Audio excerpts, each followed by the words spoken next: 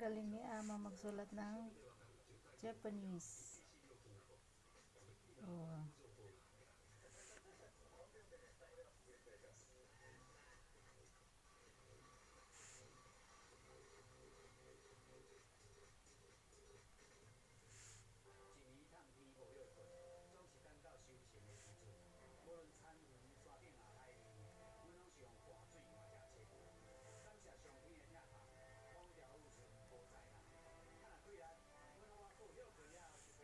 Ito yung lumang papel.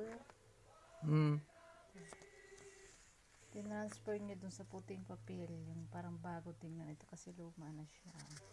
Transfer niya dito.